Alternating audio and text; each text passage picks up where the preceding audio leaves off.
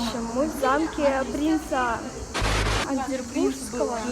Это как бы заброшенная штука такая, тут не функционирует ничего. Мы здесь гуляем.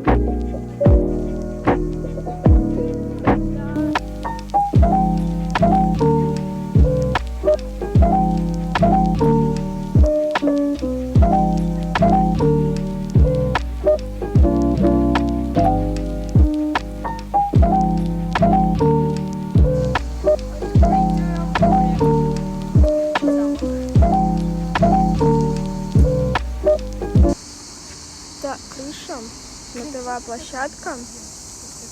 Вот.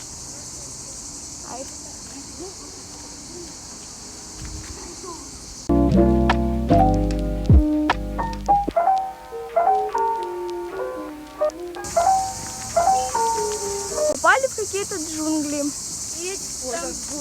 Мы заблудились.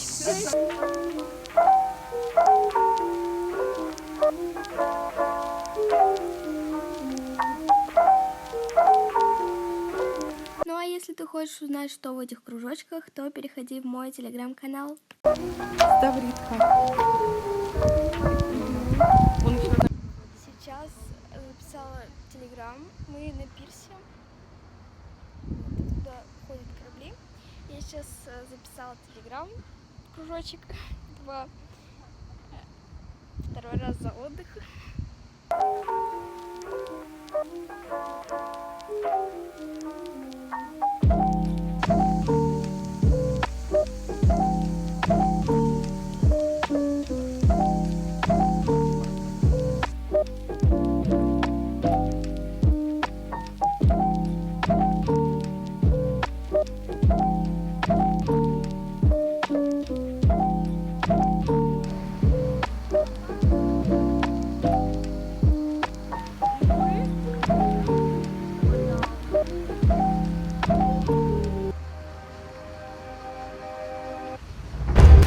Вот, мы вчера были вот здесь. Это колоннада.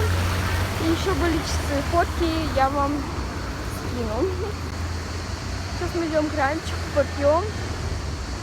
Ну вот, в принципе.